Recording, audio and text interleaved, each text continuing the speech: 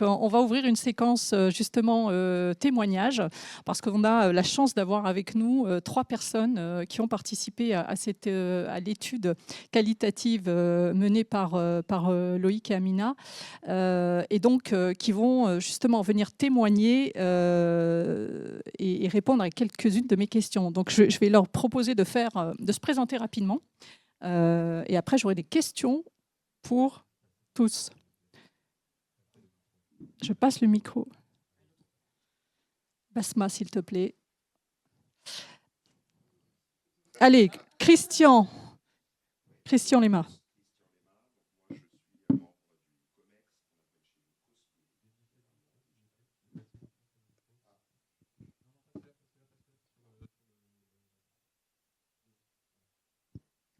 C'est bon? Parfait. Donc Christian Lema, donc moi je suis membre du COMEX de l'entreprise Nood, qu'on appelle chez nous le Co-Spirit, c'est un nom original pour parler de notre comité exécutif.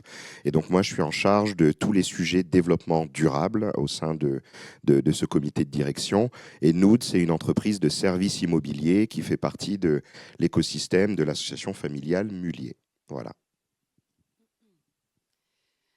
Bonjour à tous, je suis Basma Bonnefoy, je suis directrice générale adjointe des radios du groupe M6 et membre du comité de direction du groupe et du comité exécutif des radios.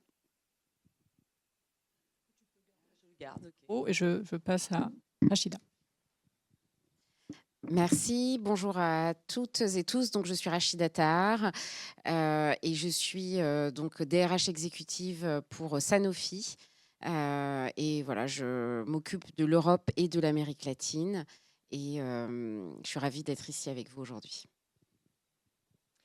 Alors, j'ai une première question que je vais vous poser à tous. La première, c'est j'aimerais bien savoir comment vous qualifiez votre parcours par rapport aux autres dirigeants, aux dirigeants mainstream. Est-ce que vous avez eu un parcours atypique? Est-ce que vous avez un parcours pour vous l'avez ressenti comme étant un parcours normal? Voilà. Donc, quelques mots. Christian, on recommence par toi. Pour ma part, un parcours plutôt atypique. Quand je regarde mes autres collègues ou quelques autres collègues dirigeants, généralement, c'est un parcours linéaire. On fait une très belle école et on a une progression assez linéaire dans l'entreprise. Moi, je peux dire que mon parcours, c'est beaucoup plus des hauts, des bas, des virages, des ascensions, des baisses, etc. Et en fait, en partant même des études, parce que du coup, il y a eu de l'échec scolaire, il y a eu de la filière pro, il y a eu de l'arrêt d'études, de la reprise, et après un cheminement professionnel fait de virages et de pas mal de changements avant de pouvoir arriver aujourd'hui à une fonction dans laquelle je peux m'engager sur du long terme. Donc voilà, je parle plutôt pour moi d'un parcours atypique, mais je pense que je suis pas, comment dire, je pense que d'autres dirigeants issus de la diversité ont d'autres parcours ou un autre type de parcours que le mien. Voilà. Basma. De manière très scolaire à chaque fois. On changera au prochain tour. Moi, je dirais, en fait, je qualifie souvent mon parcours de chanceux. Chanceux parce que facialement, j'ai coché toutes les bonnes cases. J'ai fait une prépa HEC, un bac scientifique, prépa HEC, une école de commerce.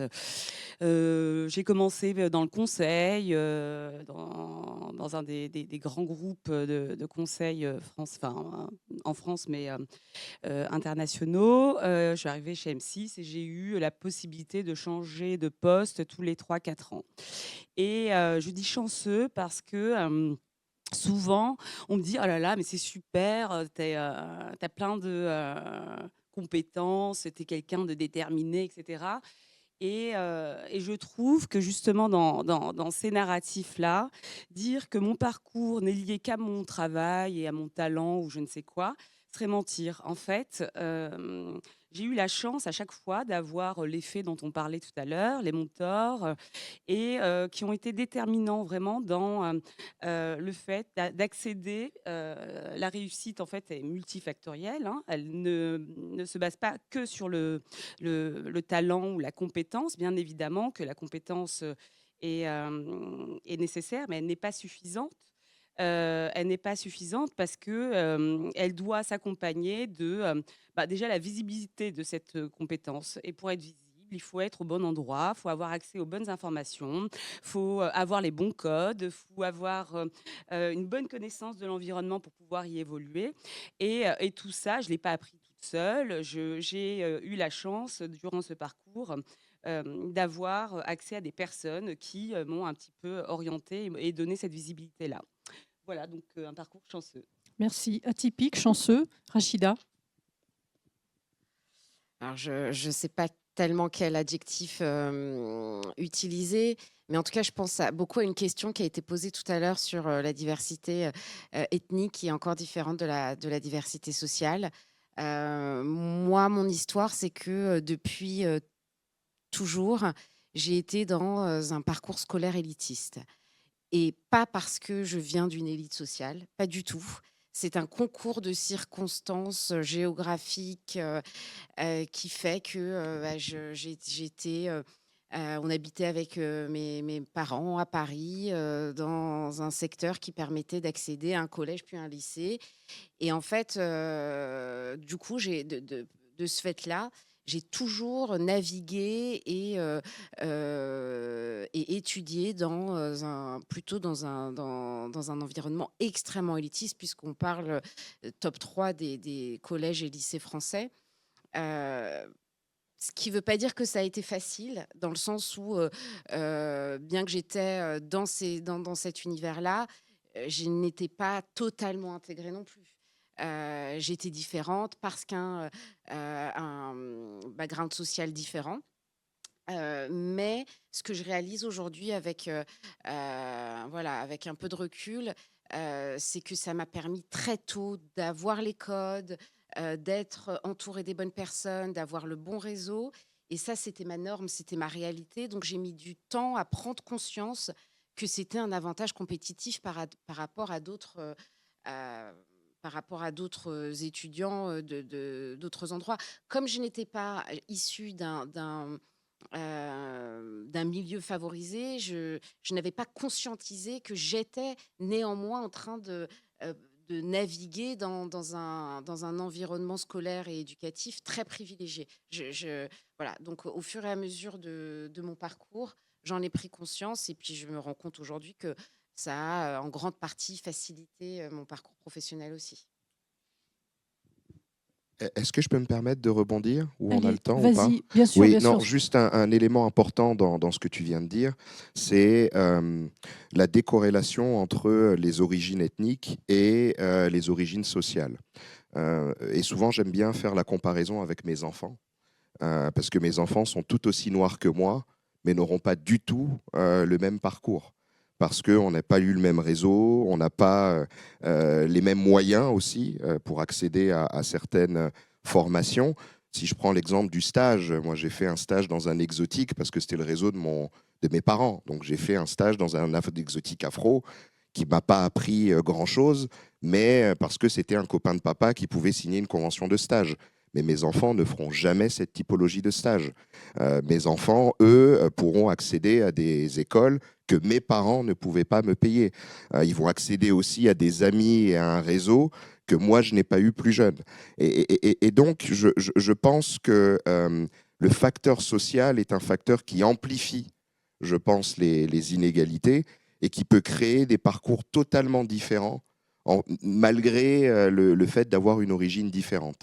Et donc, je voulais quand même rebondir là-dessus parce que c'est un élément, je pense, Oui, mais intéressant. justement, c'est une question que je voulais vous poser à tous les trois. C'est vous êtes membre des COMEX, vous étiez en CODIR ou COMEX, et est-ce que l'origine sociale, votre origine ethnique, est-ce qu'elle a eu un rôle dans vos interactions avec les autres membres des COMEX? Est-ce que vous vous êtes senti différent? Pas différent? Est-ce que, en effet, vous aviez en commun une origine sociale qui a pu vous faire sentir plus proche des membres du COMEX ou pas? Allez, là, on chamboule tout, là. Hein. Basma? Est-ce que tu t'es sentie différente des autres membres du COMEX ou jamais? Alors, est-ce que le fait d'être, je reformule peut-être un peu la question, je me suis sentie différente, pas, à partir du moment où j'ai été membre du COMEX, en fait. Cette différence, elle vient, d'avant. Le point de l'origine sociale est importante effectivement, parce que, quand je suis arrivée chez Accenture, il y a une vraie diversité ethnique. Il y avait, même, des groupes, de Tunisiens, je me suis dit: «Oh là là, mais quelle diversité, c'est super, j'adore cette boîte». Mais en fait, il y avait aucune diversité sociale, en fait. Les gens qui étaient, tunisiens, marocains, ils avaient encore plus de rejet vis-à-vis de moi qui cochait pas la bonne case sociale que d'autres, qui n'avaient aucune, comment dire? Voilà, aucun lien, culturel avec moi. Donc l'origine sociale, elle est importante. Elle est importante aussi dans ce sentiment, enfin moi je parle pour moi, dans, la différence. Je rejoins, ce que disait Christian, c'est que moi je vois mes enfants, ils n'auront pas la même vie que moi, pour plusieurs choses. Parce que, au-delà de tout ce que et je cautionne tout ce qu'a dit, Christian, il y a ce bagage culturel. Il y a un bagage culturel qui fait une différence, mais fondamentale, et qui la fait encore plus quand on est dans les instances de COMEX, CODIR. Pourquoi? Parce que quand on arrive dans une entreprise, on peut peut-être un petit peu, gravir les échelons parce que le savoir-faire est important. Mais plus on évolue dans la hiérarchie, plus en fait finalement on s'en fout du savoir-faire. Non, on s'en fout pas, mais on a des moyens de le contourner. Et ce qu'on va regarder, c'est le savoir-être. Et c'est là où le bagage culturel et socio-culturel est hyper important. Et donc, par exemple, le fait que ce soit homme-femme. Si ce matin-là, on était en CODIR, je sais exactement comment ça serait passé, c'est-à-dire que, bon, dans le CODIR, on est à peu près 30, il y a, 25 hommes. Tous les hommes auraient parlé du match du PSG et les femmes se seraient, bon, bah, agglutinées, autour de la cafette de la machine à café pour, parler boulot. Et cette connivence, ne serait-ce que, c'est un exemple, c'est un peu caricatural, mais c'est tous ces codes, tout ce bagage qu'on projette et d'appétence et de connivence qu'on ressent ou pas, et qui est lié à ce qu'on est, mais socialement, culturellement, etc. Donc à la question, est-ce que je me sens différente? Je sens une différence qui est pour moi importante, c'est que, alors je dis pas tous, mais il y a beaucoup de personnes qui sont à ces niveaux hiérarchiques, qui ne le sont pas par leurs compétences. C'est-à-dire que c'est connu de tous, que lui il est nul, machin, enfin, mais ils sont à cet endroit-là. La différence, c'est que moi, j'aurais jamais accédé à ces postes-là, à cette instance-là, à ces instances, si je n'avais pas surperformé. Pas performé, surperformé. Et là, en fait, c'est ce que je disais parce que je partage souvent avec mon mari qui a le bon physique et le bon bagage socio-culturel. Et je lui dis, la différence entre toi et moi, c'est qu'il y a une charge mentale qui est liée justement à la preuve de sa légitimité à être à cette place. Et moi, cette preuve-là me fait, mais c'est une qualif, hein, du coup, ça conduit à développer plein de compétences qu'il faut absolument que je prouve tout le temps que je suis à la bonne place. Est-ce que c'est une question de performance ou c'est une question finalement de capacité à intégrer une classe sociale? Je dirais pas une classe sociale, c'est on est De cocher la case finalement, classe sociale et background culturel. Moi, je dirais qu'il y a une tranquillité quand on est bien né, de se dire qu'on a sa place qui est acquise. Là, la différence, c'est quand on est né dans un milieu social plus défavorisé, on part avec l'idée qu'il faut gagner notre place. Et gagner sa place, ça veut dire qu'à chaque moment, à chaque instant, cette place, on peut la perdre parce qu'on a fait un mauvais pas. Et donc, voilà. Donc, Ok. Rachida, est-ce que tu partages ce constat? Et est-ce que toi, parce que tu disais en effet, tu n'as pas conscientisé le fait que tu pouvais être différente, parce que pour toi, finalement, tu as eu un parcours académique qui t'a permis d'arriver à des postes de manière un peu presque automatique, hein, c'est ce que tu disais. Tu n'as pas conscientisé le fait de ce que raconte Basma, qu'il y avait un effort supplémentaire à fournir? Alors, en fait, ça s'est fait en 2 temps. Je dirais que j'ai eu toute une première étape de mon parcours professionnel où je véhiculais vachement le message, je dois à personne, c'est la force de mon travail, mes études, c'est parce que je performe super bien. Et en réalité, avec un peu de recul et puis, un peu de recherche sur la question, je me rends compte qu'en fait, j'avais une charge mentale en moins parce que j'avais les codes, parce que j'avais, le réseau et en réalité, voilà, j'ai beaucoup navigué dans les cabinets de chasse de tête, de l'Ouest parisien et je me disais j'y allais toujours avec beaucoup de confort en me disant: «À minima, si j'ai pas les compétences, j'aurai les codes». Donc je saurais naviguer et ça, aujourd'hui, je le conscientise comme une force qui m'a permis presque de naviguer très naïvement dans tous ces endroits-là.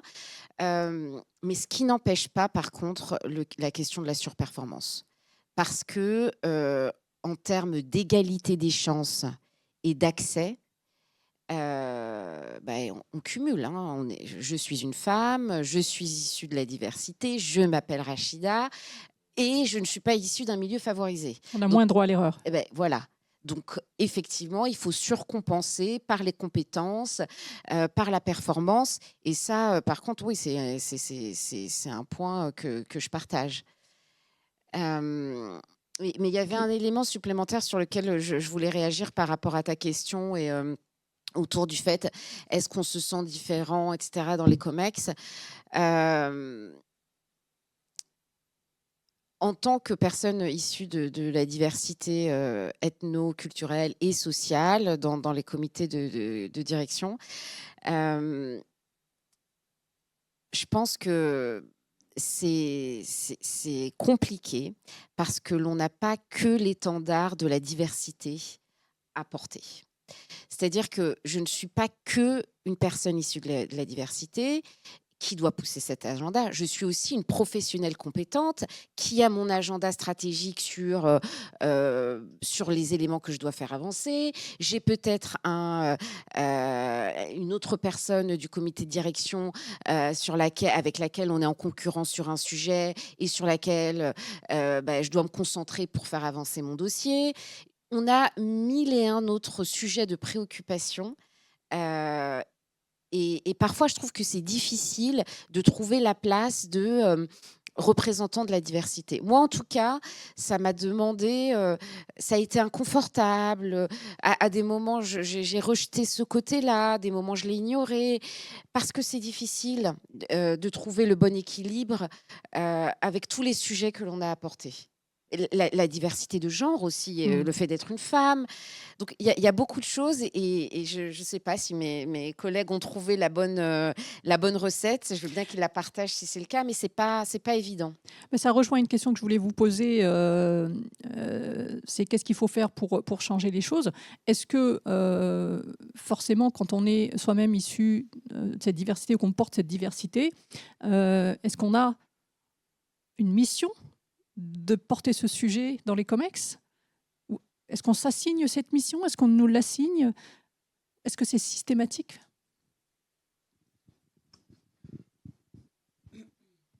Je pense que la question, elle est très complexe parce que c'est un...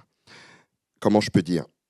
Parfois, moi, ma peur que j'ai, c'est d'être perçu comme trop militant sur ce sujet et de desservir finalement la cause qui est une cause noble, qui est importante pour la société et qui dépasse ma petite personne au sein du COMEX. Et donc, c'est pas facile de pouvoir se dire que oui, j'ai un rôle à jouer parce que le fait que, et je reprends ton mot Basma, la chance que j'ai d'être là, c'est aussi pour pouvoir donner l'opportunité à d'autres de pouvoir vivre la même ou les mêmes opportunités que moi. Donc je dois être suffisamment fort. Et Rachida, je suis d'accord avec toi sur cette charge mentale qu'on a au quotidien, parce qu'on est là pour prouver. Et on sait très bien que si nous, on déconne, on ferme la porte à d'autres personnes derrière. Ou en tout cas, moi, c'est ce que j'ai toujours en tête. Et je me dis, je dois performer et même surperformer, parce que derrière, je vous donne juste un exemple. J'ai eu un dirigeant que je connais qui a recruté un traiteur issu de la diversité pour le mariage de son fils. Le traiteur n'a pas été bon. Ce qui peut arriver avec n'importe quel traiteur, qu'il soit issu de la diversité ou pas. On en a vécu des mariages qui étaient complètement ratés, et peu importe l'origine socio-ethnique du traiteur. La première chose que ce dirigeant fait, il m'appelle: Christian, j'ai pris un traiteur qui vient des quartiers et il a déconné, est-ce que tu le connais? Bon, déjà, je ne connais pas tous les traiteurs qui sont issus de la diversité et qui viennent de banlieue. Et du coup, le sentiment que j'ai eu, c'est que ce pauvre traiteur, il a potentiellement dans cette famille fermé la porte à tous les traiteurs issus de la diversité, peut-être pour une vingtaine d'années, sur les 20 prochaines années, parce qu'il n'a pas été bon. Et donc, ça m'a ramené à ma propre situation. C'est que demain, moi, dans ce COMEX-là, je ne suis pas bon, je déconne, je passe à côté de ma mission. Bah, demain, la question, ce sera: est-ce que prendre un autre noir à ce niveau, etc. Donc, ça, insidieusement, ça nous ramène à cette question. Et donc, sur ta question de fond, Marianne, sur comment porter finalement ce message dans l'entreprise, je pense qu'il faut le remettre dans l'intérêt et dans le sens de l'entreprise et réussir à le faire porter par tous. Parce que si on en fait un sujet qui est auto-centré, bah finalement, ça fait un sujet militant, et on le fait pour Christian, on le fait pour Rachida, on le fait pour Basma. L'intérêt, c'est que ce soit fait pour l'entreprise, que ce soit fait pour la société. Et donc de défocuser le sujet de notre petite personne et de le remettre dans son contexte sociétal et dans son contexte aussi économique, parce que le sujet de la diversité, c'est aussi un sujet économique pour l'entreprise et pour la société. Basma, qu'est-ce qu'on peut faire? Qu'est-ce qu'on peut faire?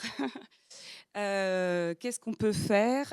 Pendant longtemps, je pensais effectivement que, alors j'avais pas trouvé la bonne recette, pour te répondre, Achida, parce que, je voulais pas être une caricature, ou, instrumentaliser. Ah ben si, il y a, des gens qui, quand on veut, on peut regarder, Basma, parce que je pense que c'est plus compliqué que ça.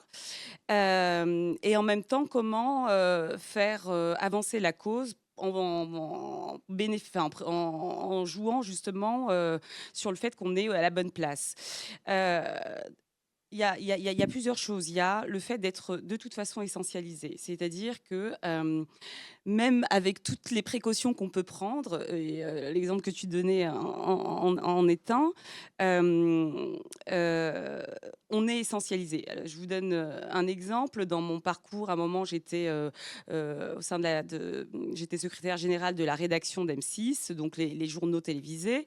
Et en fait, une rédaction, le premier problème d'une rédaction, c'est qu'il y a très peu de mixité sociale, socio-culturelle, ethnique, etc. Donc, en fait, quand bien même il y a des méthodologies pour être objectif, il y a quand même un biais dans l'appréciation de l'information qui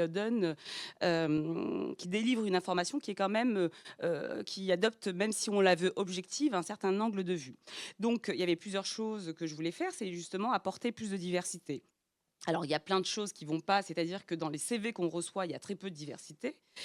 Donc là, ça revient au niveau des écoles. Donc, j'avais commencé à regarder avec les écoles de journalisme pour qu'on ait plus de diversité dans certaines écoles. Et après, quand bien même, en fait, il y avait des très bons pigistes qu'on intégrait. La conclusion, c'était en fait, lui, je crois qu'il fait partie de la famille de Basma, c'est pour ça qu'il a été pris en CDI. Elle, on avait monté un concours, il y avait une jeune fille qui s'appelait Asma qui a surperformé, donc, et en plus c'était un vote collectif. Mais en fait, on avait fait un lien Basma, Asma. En fait, il y a un truc qui fait que c'est pour ça qu'on l'a choisi. Bon, donc avec toutes les précautions, donc ça m'a un peu fatiguée parce que cette diversité, elle est visible en fait. Mm. Donc on peut rien faire contre la projection individuelle que chacun va faire. Et, et donc, effectivement, c'est comment on amène quand même de la diversité, comment on joue avec le système pour faire en sorte de le changer. Donc, il y a la diversité sociale. Moi, j'ai beaucoup fait ça ensuite. C'est-à-dire des gens qui sont pas des écoles classiques de journalisme parce que ben, les parcours faisaient que bah, ils étaient dans des zones rurales ou en province et donc n'avaient pas forcément accès à ces écoles-là et donc pousser ce type de profil. C'est aussi avoir, c'est-à-dire que là, ce que je fais aujourd'hui, c'est quelque chose que je faisais pas avant. Je voulais pas qu'on m'enferme dans un mythe que je n'acceptais pas parce que je vous dis, moi, je pense beaucoup à tous ceux qui m'ont permis d'être là où je suis et m'ériger en mythe de voilà, il y a des cas d'exception et c'en est un. Quand on veut, on peut. Il faut du travail, de la détermination et on y arrive. Il y a les vainqueurs et les vaincus. Et donc, tout n'est dû qu'à sa propre volonté. Je voulais pas juste être instrumentalisée pour alimenter un récit auquel je n'adhère pas. Et aujourd'hui, si je le fais, c'est justement parce que je trouve essentiel justement de poser la question différemment, c'est-à-dire arrêtons de regarder l'individu, comment on peut changer le système. Changer le système, quand je posais la question tout à l'heure de qu'est-ce que l'excellence, c'est qu'est-ce que... Qu'est-ce qui fait que un diplôme d'école de commerce ou d'école d'ingénieur serait plus, comment dire, valorisant qu'un autre parcours? Moi, quand je suis arrivée chez Accenture, le premier choc, avant tous les autres qui sont venus après, mais le premier choc, c'était ce qu'on me demandait de faire. C'était mes basiques. Il y avait un mode opératoire où il fallait cliquer sur un bouton, écrire les tests, machin. Je me suis dit, oh et je me souviens m'être dit, tout ce parcours-là, ces vidéos, parce qu'en intégration, on a des vidéos à Saint-Charles, à Chicago, on nous dit qu'on fait partie de l'élite du monde. Pour faire ça, en fait, il y avait une dissonance que je ne comprenais pas. Et je me disais, mais en fait, c'est juste tous ces diplômes, ces étapes-là, ces étapes qui sont des obstacles pour certains, c'est uniquement une manière d'exclure un certain nombre et de faire, c'est quasi un parcours d'obstacles qui permet à un moment d'arriver, mais qui ne prouve rien de l'intelligence qu'on a ou de la compétence qu'on a. Et ça a été un vrai choc parce que justement, on m'a expliqué que tous ces parcours d'excellence faisaient le tri il y avait des gens plus intelligents, moins intelligents, plus compétents, moins compétents. Et ce constat-là, il venait confirmer le constat que j'avais fait en prépa. C'est-à-dire que moi, j'ai fait une prépa, voilà, à Cannes, une prépa en plus qui est l'antenne de la prépa Stanislas à Paris, à Cannes. Alors, je ne le savais pas, mais c'est une autre histoire. Et les gens qui étaient dans cette prépa, je ne les trouvais pas tous hyper intelligents. Et je ne comprenais pas. Je me disais, mais en fait, je suis censée être avec des gens ultra intelligents. Mais il y en a beaucoup, ou en tout cas certains, qui sont là, mais qui sont pas, je ne comprenais Mm, pas ce qu'ils mm. faisaient là. Et donc c'est bien ces narratifs de parcours d'excellence, ces narratifs de qu'est-ce qui est important, est-ce que c'est le savoir ou est-ce que c'est L'étiquette. Mm. la réflexion et comment, parce qu'on dit tous on veut de la diversité, on veut des gens qui savent s'adapter dans les présentations RH des entreprises, dans les politiques de recrutement, on dit ah, on veut plein de gens avec la personnalité. En fait, non, on veut les mêmes. On veut des clones. Et comment on fait pour faire bouger les comex? Parce que c'est là où ça se décide quand même, travailler sur ce sujet, qu'il y ait plus de diversité dans les comex. Il faut que le comex en ait conscience et que le comex quand même accepte de bouger. Donc, Christian, tu disais, il ne faut pas porter le sujet seul, il faut des alliés. faut que le sujet soit partagé le plus globalement possible au sein de l'entreprise pour qu'à un moment, ça s'impose quelque part au COMEX. Toi, Basma, c'est l'action, en fait, c'est déjà d'agir à son niveau. C'est l'action et moi, j'aime bien l'effet Kinder Surprise. C'est-à-dire qu'en fait, moi, là, par exemple, Toi, tu offres des chocolats. par exemple, mon parcours, c'est pas quelque chose que je mets en avant, etc. Et donc, mon boss, avec qui je travaille depuis 5 ans, à l'occasion d'un événement, je lui dis, bah alors, je vais intervenir là-dessus. Il me dit, mais pourquoi c'est quoi le rapport avec toi? Je lui dis, bah en fait, moi, j'en parle pas parce que j'ai pas envie de raconter ma vie. Mais oui, voilà, j'ai grandi dans des quartiers, mais quartiers, c'est-à-dire, non, mais c'est pas quartier comme on voit à la télé.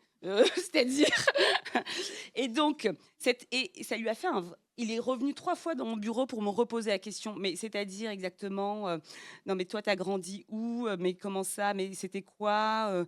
Et tes parents, qu'est-ce qu'ils font? Et je voyais qu'en fait, c'était pas malveillant, c'était une vraie surprise. Et je pense que juste cet échange-là lui a fait voir les choses différemment. C'est-à-dire, et d'ailleurs, il m'a posé la question, il m'a dit, non mais attends, comment tout le bagage culturel, les codes, parce que quand on te voit, on ne se rend pas compte. Je lui dis, mais c'est parce que je colle pas à l'image que tu te fais des gens qui ont grandi en banlieue, tout simplement. Mais c'est changer Le regard. ce regard, mais de manière inversée, c'est-à-dire enlever le côté, on plaque on vous met dans une case, parce qu'à partir du moment où on vous met dans une case, je considère que c'est compliqué d'en sortir. Tout ce que vous allez dire va être vu au prisme de cette case-là. Donc ne pas être dans la case et après, une fois qu'on a fait ce qu'on avait à faire, dire en fait, j'étais dans cette case-là. Donc, intégrer les codes sociaux, c'est ce qu'on racontait ce matin dans une keynote, c'est en effet obligé d'intégrer les codes sociaux de la classe qu'on vise pour pouvoir ensuite en changer le système, en fait. Rachida, est-ce que tu partages cette vision? Oui, alors intégrer les codes sociaux, c'est hyper important, au moins aussi important que les compétences professionnelles et fonctionnelles et techniques. Et je te disais la dernière fois, je ne connais pas une école ou une association qui véhicule les bons codes. Je ne sais pas comment apprendre, enfin comment transmettre ce savoir-là. Et c'est ça dont les jeunes, à mon avis, ont le plus besoin pour accéder au poste d'entrée dans les grands groupes et puis pouvoir progresser. Parce que parfois, il y a aussi le phénomène où on peut avoir un peu de diversité sur les postes d'entrée. Et puis rapidement, la progression s'arrête parce que là, les codes commencent à prendre plus de place et le savoir-être commence à prendre plus de place, mais y compris les activités sportives, les activités culturelles, les vacances, le lieu de vacances, le choix de l'activité sportive. Dans les grands groupes, aujourd'hui, ce que je constate, c'est que si les high potential, là, les personnes qu'on étiquette comme au potentiel ne font pas des Ironman, donc c'est ces espèces de courses incroyables où il faut partir de nuit 800. Et il y a tous ces éléments-là qui sont importants. Et quand là, j'étais en visite dans un marché à l'international, et ils m'ont évidemment présenté le talent du pays, le talent numéro 1. Il s'est présenté dans son elevator speech. Donc c'est 2 minutes d'introduction. Je savais qui les faisait Ironman, qui s'entraînait pour le prochain triathlon. Et il m'a parlé effectivement de tout ce qu'il faisait en dehors de son métier, parce que c'est là que ça se joue. Par rapport à ta question, qu'est-ce qu'on fait et comment agir? Moi, je crois beaucoup en la stratégie des petits pas, parce que c'est difficile de révolutionner et c'est difficile d'apparaître comme trop militant aussi. Pour reprendre ton point, on perd en impact. Si et quel que soit le sujet, de toute façon, si on et encore plus celui-ci, si on est trop, insistant sur ce sujet qui reste inconfortable, quoi qu'on en dise dans le comex, ça reste un sujet un peu inconfortable. Si on est trop insistant, je pense que ça peut desservir, Pourquoi c'est inconfortable, Rachida? alors déjà, c'est inconfortable pour moi, hein, comme je le disais, puisque je cherche ma place Porter seul, et porter seule. Donc, même pour moi qui fait partie du sujet, c'est inconfortable. Donc, j'imagine que pour le reste, ça doit être inconfortable parce qu'il y a des biais qui sont intégrés. Ils doivent bien savoir qu'ils ont des biais sur ces sujets-là. Comment appréhender le sujet, comment faire changer les choses. Parce qu'à partir du moment où on admet la problématique, c'est compliqué de dire bon bah on passe à autre chose. Si on admet la problématique, c'est qu'on est prêt à faire changer les choses. Bon, donc et puis culturellement en France, c'est encore un sujet qui est compliqué. stratégie des petits pas. Et donc la stratégie des pour petits toi? pas, c'est de dire bah, dès que j'ai une opportunité, aussi petite soit-elle, je la saisis.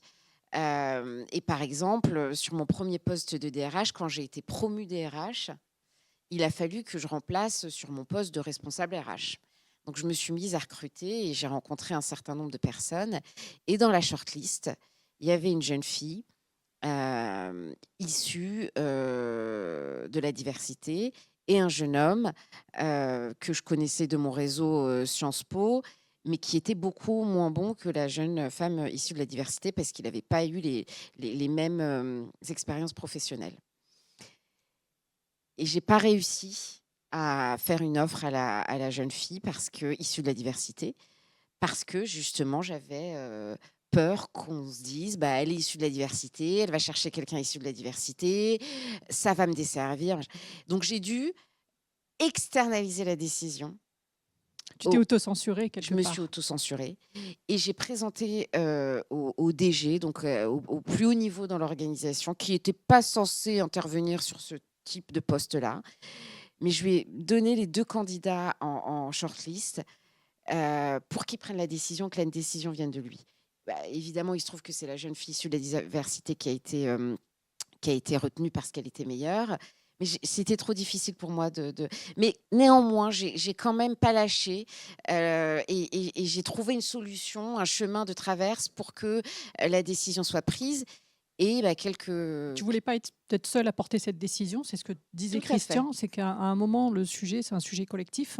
Et donc, d'avoir cette charge mentale de devoir le porter seul, c'est pas possible finalement. Tout à fait. Donc là, de mettre quelqu'un d'autre dans la boucle. Voilà.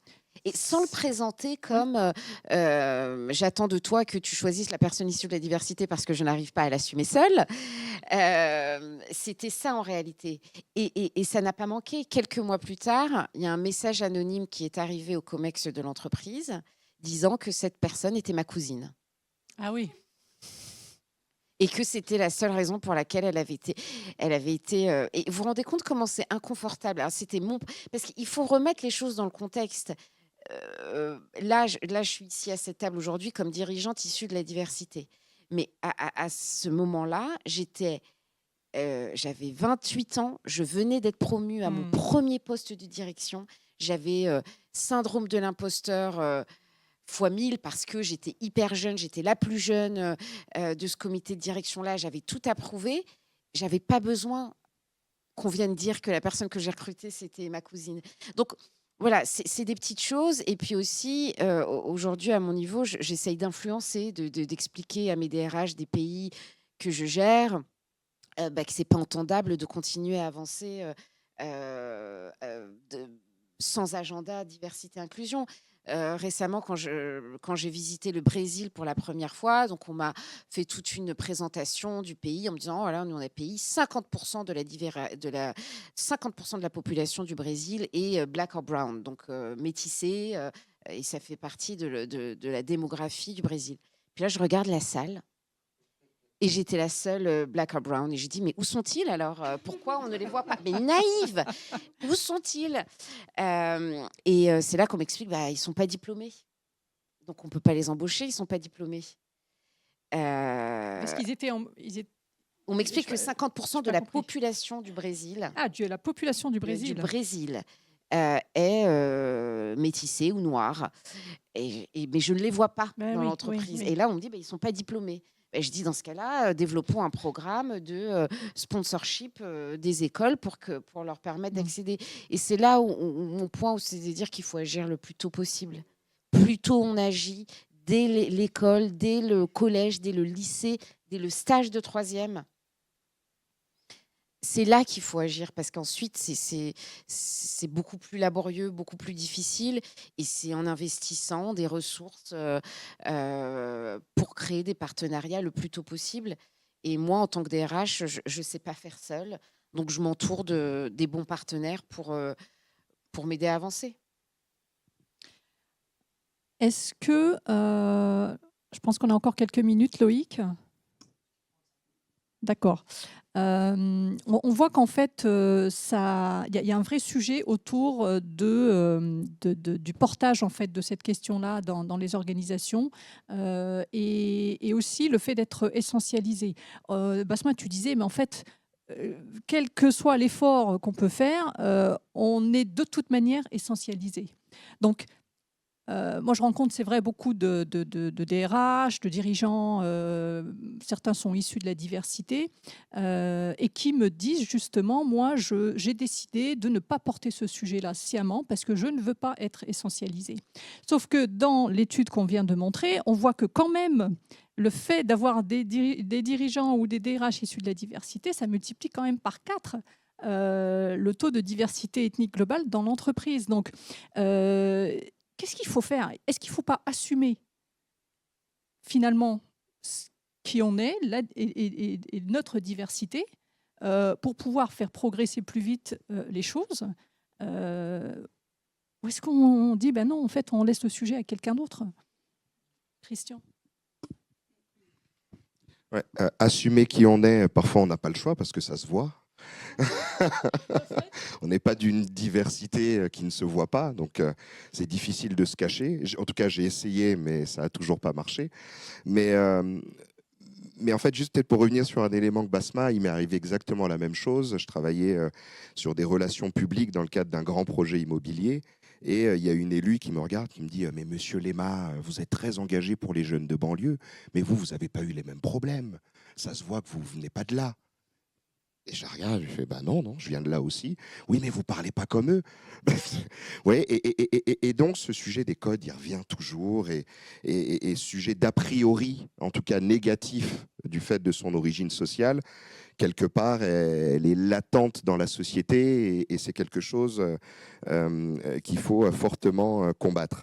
Mais après, le fait d'assumer, pour moi, c'est très important d'assumer. Mais assumer en parlant ou en remettant nos interlocuteurs dans la réalité. Parce qu'en fait, ils oublient que, par exemple, pour moi, le fait d'arriver là dans le COMEX, ça n'a pas été un chemin simple. Ça a été un parcours jalonné de difficultés. Voilà. Et donc, cette inégalité, on parlait des biais tout à l'heure, sociétale ou sociale, beaucoup de gens autour de nous n'en ont pas conscience. Et donc, le fait d'en parler, de poser les sujets sur la table, d'oser dire les choses, d'oser dire que la société est inégalitaire au milieu du COMEX, ça, je pense que c'est essentiel. Mon premier patron m'a toujours dit « Christian, sois engagé, mais ne deviens jamais militant ». Et donc, je pense que ce côté de différence entre le militantisme et le fait de dire la vérité, de remettre les vrais sujets sur la table, de remettre la lumière sur des sujets importants, encore une fois, pour l'entreprise, pour la société, pas que pour nous, c'est essentiel. Et donc, pour moi, le fait de devenir militant, c'est de faire un sit-in devant la salle du conseil et de commencer à expliquer si vous ne recrutez pas des gens issus de la diversité, je me barre, etc. Ce n'est pas un rapport, c'est pas un bras de fer qu'on fait avec nos collègues de la direction. J'aimais bien ce que tu disais tout à l'heure, la méthode des petits pas. Mais les petits pas en remettant la lumière sur la vérité, en redonnant du sens à l'action, en réexpliquant le pourquoi c'est nécessaire. Pas pour me faire plaisir à moi, mais parce que c'est essentiel pour la société.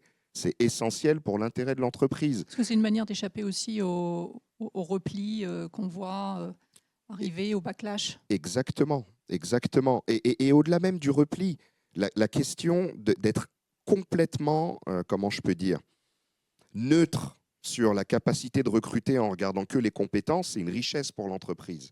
Et donc, à un moment donné, il faut que l'entreprise se rende compte que lorsque je discrimine parce que la personne n'a pas la même couleur que moi, ou parce que la personne n'a pas fait la même grande école que moi, ou parce que la personne n'a pas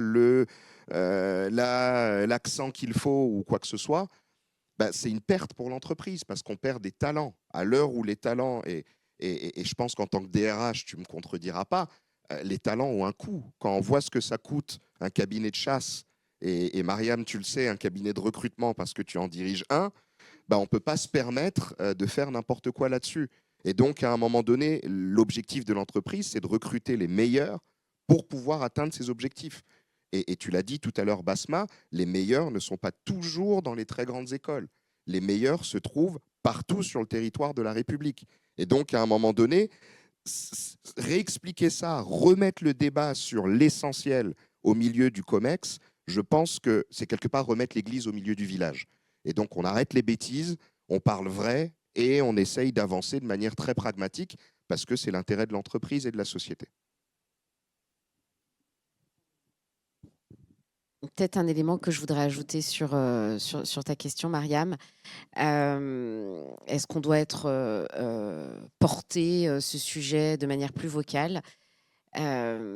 Moi, peut-être que c'est faux, mais en tout cas, j'ai une intime conviction qui me dit que j'ai un impact organique, c'est-à-dire juste d'exister à ma place et de performer et de continuer à progresser, ça a un impact d'une manière ou d'une autre. Pourquoi je dis ça? J'ai eu plusieurs fois des personnes qui sont venues me voir parce que forcément, quand on est à des postes de direction, on prend la parole, on est visible, on s'exprime, on visite des pays, des marchés, donc on est très visible.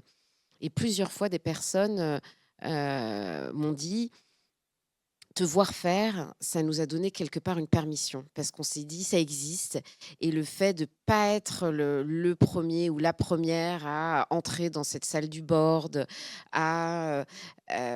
j'ai l'impression et je l'ai jamais conscientisé, j'en ai pris conscience lorsque ces personnes me l'ont partagé. On ouvre des portes en étant rôle modèle et ça, je trouve ça, ça me donne encore plus de sens dans mon job au quotidien parce que je me dis: «Je le fais pas seulement pour moi, je le fais aussi pour tous les autres, pour tous ceux qui ont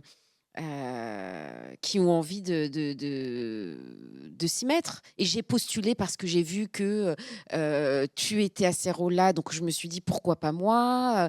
Donc en assumant pleinement qui on est et en s'épanouissant dans son activité, rien que ça ouvre, la porte. C'est la question du rôle modèle que soulevait Inès tout à l'heure. C'est vrai, le fait d'être un rôle modèle, alors qu'on le conscientise ou qu'on ne le conscientise pas, mais en tout cas que d'autres personnes puissent se projeter dans le parcours, c'est déjà finalement une action en soi. Absolument. Et de parler aussi du sujet, parce que de prendre la parole pour dire que l'inclusion est importante pour une entreprise et que ce soit une dirigeante de l'entreprise issue de la diversité qui le dise, c'est une action en soi. Bien sûr, Donc, bien sûr. ce que je disais tout à l'heure, c'est que c'est aussi un choix, Rachida. D'autres peut-être choisiront de ne pas parler de ce sujet, de ne pas évoquer le sujet diversité-inclusion pour ne pas être essentialisés ou renvoyés justement à leur origine. Donc il y a quand même un choix qui est fait. Il y a une intentionnalité. Je pense de que parler ou pas du sujet, oui. d'amener ou pas le sujet en COMEX.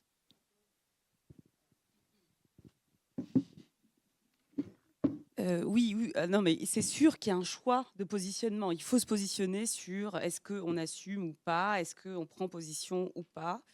Et c'est pas juste comment est-ce que je prends position ou pas, parce que comme tu disais, Christian, on va pas se mettre à faire un sitting en disant c'est eux, c'est tous mes potes ou je me barre, mais c'est quelle est la position dans laquelle je peux défendre au mieux cet intérêt. C'est-à-dire que si je l'assume juste et que ça n'a aucun effet et qu'au contraire, ça va juste conforter certaines postures ou en se disant bon, on en a déjà une, ça suffit, etc. Ça ne sert à rien en fait.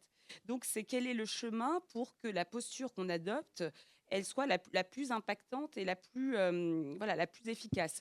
Et en tout cas, moi, quand je parlais de diversité sociale, j'ai trouvé que c'était en tout cas la manière, la, dans le contexte dans lequel j'étais, avec voilà ce que je vous disais sur les parcours pour devenir journaliste, etc. C'était ou même intermittent du spectacle, qui voilà, avec un statut et déjà une connaissance de ce milieu qui n'est pas accessible à tous. Bon, et métiers artistiques, c'était de dire: «Je vais, mettre en avant les parcours de diversité sociale». Parce qu'on peut m'essentialiser, si on veut, on dit voilà machin, mais sur l'égalité sociale, en fait, c'est compliqué de venir dire: «Je suis pas d'accord». C'est compliqué de dire, bah, en fait, j'aime pas les belles histoires parce que c'est toujours justement ces histoires-là qu'on met en avant en disant: «Bon, il est parti de tel endroit, il arrive là, c'est beau, c'est inspirant», et cetera.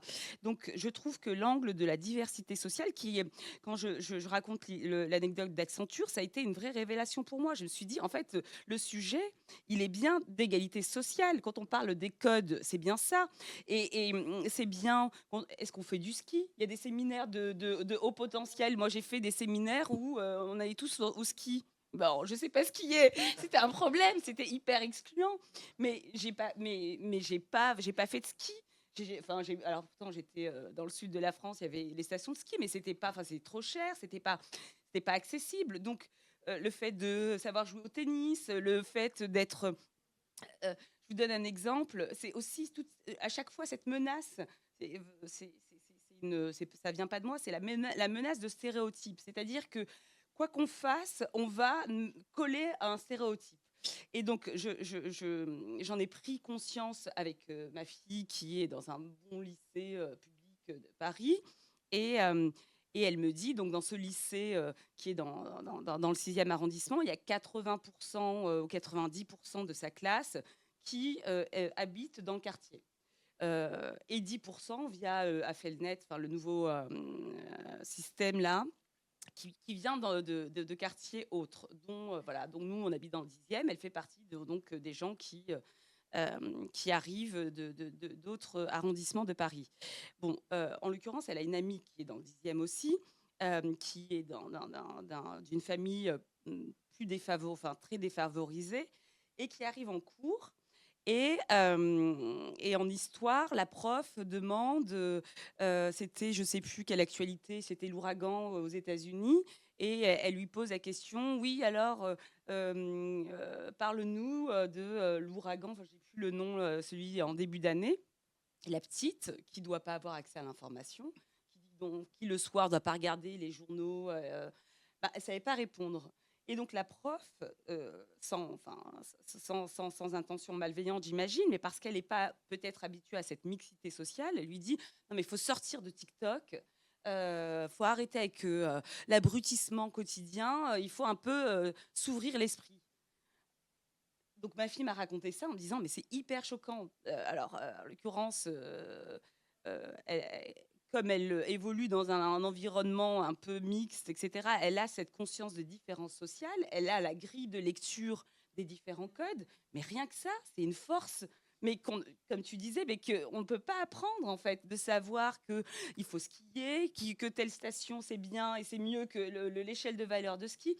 Et donc la justice sociale, le fait d'ouvrir d'autres parcours que des parcours qu'on dit d'excellence, mais qui ne sont pas d'excellence, qui n'ont d'excellence que parce qu'ils entretiennent un entre-soi. euh, euh, Tous ces éléments-là, donc permettre dans des fonctions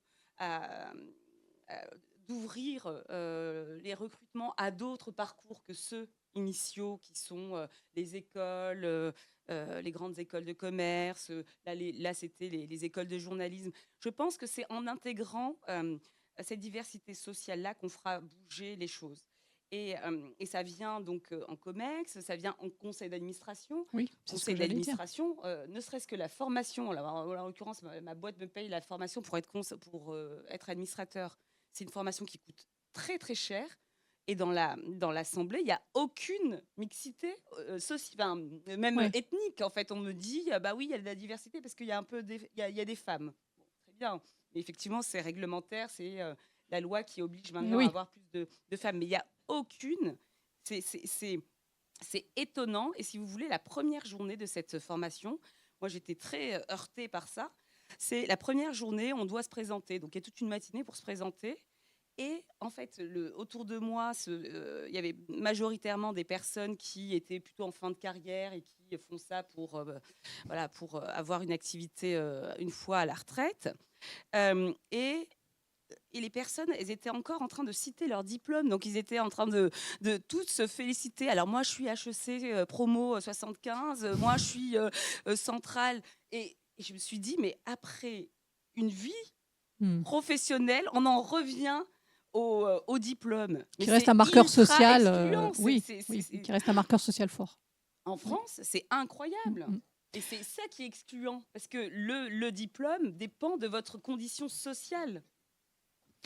Merci beaucoup pour tous ces échanges. Il nous reste encore quelques minutes pour des questions de la salle.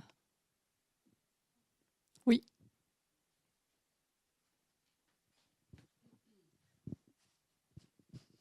Bonjour.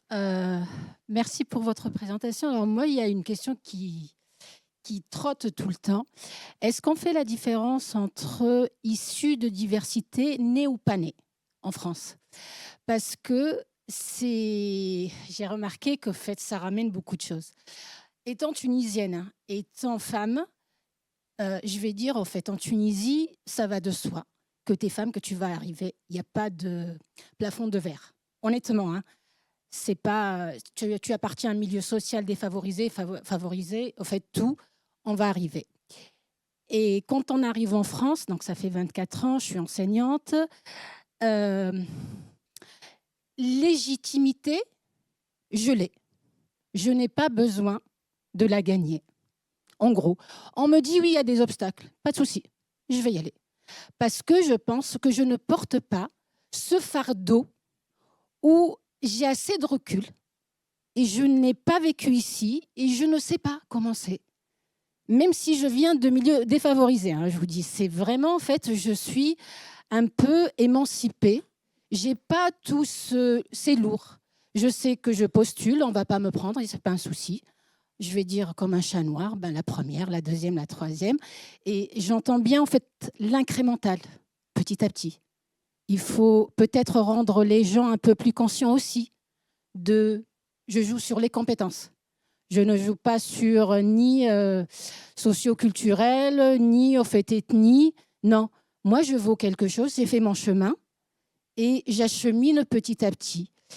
Et j'ai trouvé au fait dans l'enseignement, et je le sais par rapport au public que j'ai, on me dit assez souvent « Ah mais tu es différente des autres ». Non, je ne suis pas différente.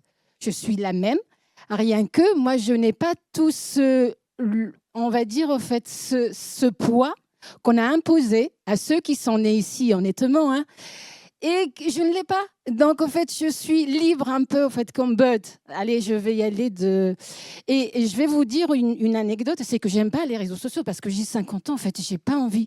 Je suis rentrée malgré moi pour démontrer à mes étudiantes, en fait, qui sont avec moi, donc je les accepte à chaque fois, que tout est possible. Qu'on peut être femme, qu'on peut être... Je suis sportive aussi, je fais les marathons, donc je leur montre, en fait, je peux être en shorty, je peux être on a une Iron Woman, on a une je Iron peux être en tout. Et que c'est... pourquoi on va aller à... Honnêtement, je vous dis, je ne cherche pas l'égalité avec l'homme. Parce que, comme disait... l'actrice, en fait, who lose equality, lose ambition. Who check equality. En fait, je ne la cherche pas. Moi, je suis égale, je suis née égale. Pourquoi on va me caser dans ce inégalité? Je ne la cherche pas et je ne la veux pas. Ce n'est pas l'esprit de warrior, hein, pas du tout. Mais je pense au fait que dans la diversité, on oublie ceux qui sont nés et ceux qui ne sont pas nés. Parce qu'on n'a pas les mêmes parcours. Et ça, je pense, dans les études, il faut absolument aller chercher parce qu'il y a beaucoup de choses à trouver. Et je vous dis, après, c'est pas par mes origines. La femme tunisienne, elle est très libre, mais vraiment, hein, c'est dans son esprit et dans l'engagement. Et alors, je suis là, j'apprends à ma fille. Vous voyez, vous dites, en fait, je ne sais pas skier, moi non plus, mais je l'emmène chaque année pour qu'elle sache skier. Ils font du tennis. En fait, tous les trucs où on va dire, bah, t'es pas d'ici, mais si. Et ce qui m'a un peu... En fait, l'éducation se fait à la maison aussi, expliquer aux petits. C'est là. En fait, on a un peu... pris l'éducation nationale comme c'est elle qui va éduquer. Non, c'est l'instruction. L'éducation se fait à la maison. Et après, au fait, je sais que j'ai réussi quelque chose parce qu'à 5 ans, mon fils, on lui a demandé « Tu viens d'où ?» Il a dit « Du monde ». Donc, il a tout compris. Il n'y a pas à caser. Quelqu'un veut réagir rapidement parce que j'ai un grand panneau qui me dit conclure, conclure, conclure. Moi, je vais réagir rapidement. Je pense qu'en fait, la différence, c'est une analyse purement personnelle et je ne suis pas experte. Je pense que l'analyse, elle n'est pas tant de est-ce que je suis née là ou est-ce que je ne suis pas née là, c'est quelles sont les représentations avec lesquelles j'ai grandi. Et donc, on pourrait avoir les mêmes représentations en étant né en France. La charge sociale, c'est pas quand on veut, on peut, c'est pas de moi non plus, c'est quand on peut, on veut. C'est-à-dire quand on nous dit que c'est possible, qu'on peut vouloir, ne serait-ce que exprimer le désir de le faire et d'y arriver, et quand finalement on s'enlève une charge mentale de en fait c'est pas pour moi. Et la différence effectivement culturelle, mon père est tunisien donc je vois très bien cette liberté dans les possibilités auxquelles on peut rêver des femmes tunisiennes. C'est quelque chose qu'on peut avoir en France aussi, dans un environnement donné, etc. Et en fait, ce dont on parle quand on parle de diversité sociale, ethnique, socio-culturelle, c'est aussi toute cette charge sociétale des représentations de ceux auxquels on peut accéder et pas. Et en fait, souvent, on nous dit bah, « ça, c'est pas pour toi ». Petite question. Oui, Alem. J'ai le même parcours. Et si je devais résumer en une phrase ce qu'elle vient de dire, moi, quand je suis arrivée en France, pareil, je n'avais pas le background d'ici. Je suis arrivée de Tunisie et on m'a vite expliqué, par exemple, on m'a dit, mais alors, tu n'es pas au courant que arabe, c'est une insulte ici. Enfin, on m'a vite mis au, au pas. On m'a vite expliqué que, voilà, il ne faut pas en être fier. Enfin, on m'a expliqué un peu les choses comme ça. Ensuite, ce que je voulais dire, c'est la question que je voulais vous poser de votre position. Nous sommes une école de commerce, justement, très ancrée dans les territoires d'Île-de-France, avec beaucoup d'inclusion et de diversité. J'étais dans des concours hier à Évry, d'accord, et j'avais 4 étudiants face à moi parce qu'on fait des concours Parcoursup pour les intégrer à notre école. Et c'est effectivement plutôt la différence, l'origine sociale, là, et non pas, voilà. Je viens, moi, avant, j'ai fait 15 ans de carrière dans une école ouest parisien, mais vraiment, et puis même avant, j'étais à Toulouse, à l'université. Je ne savais pas, très honnêtement, que ça existait des étudiants qui sortent du bac de l'éducation nationale, qui, quand je leur dis « let's switch in English », mais je disais 2 mots, hein, let's speak about your last, je sais pas quoi, ils étaient là, tétanisés à me dire « mais madame, mais non, mais je suis pas capable de dire un mot ». Donc déjà, ces étudiants-là, dans l'autocensure, beaucoup n'ont absolument pas confiance en eux, absolument pas. Je sais pas, en fait, c'était les mêmes pour le coup. Il y avait une fille voilée, il y avait une fille de couleur, il y avait, enfin, je sais pas comment dire, il y avait une fille blanche, si je devais utiliser des termes comme ça. Mais par contre, c'est vraiment l'origine sociale pour le coup. Ils viennent de quartiers prioritaires de la ville d'Évry. Pareil sur l'international, dans mon ancienne école, ils rêvent tous d'international. Alors, je peux vous dire que là, ça se limite à leur territoire d'Évry. J'ai vraiment été... Voilà, donc, quand je leur parle d'international, quel est votre projet de carrière, etc. Oh, ben moi, je veux trouver du travail. Ils ne savent pas qu'il y a autre chose ailleurs. Ils ne savent... Voilà. Et donc, qu'est-ce que nous, on doit faire dans nos programmes? Alors, bon, on va travailler sur les soft skills, on a une chaire, on fait ce genre de choses. Mais là, très honnêtement, on n'est pas bon non plus, parce qu'il n'y a pas nos étudiants là. Il n'y en a pas beaucoup, nos étudiants. C'est nous. Enfin, c'est... Voilà. Qu'est-ce qu'on peut faire dans nos programmes? Moi, ils m'ont fait...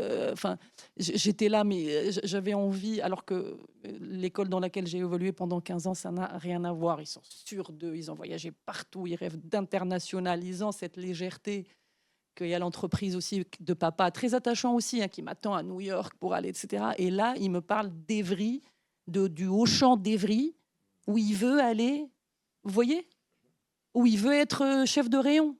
Vous voulez réagir, Christian, Rachida? Je vais réagir rapidement parce que moi, j'ai fait partie de ces jeunes-là.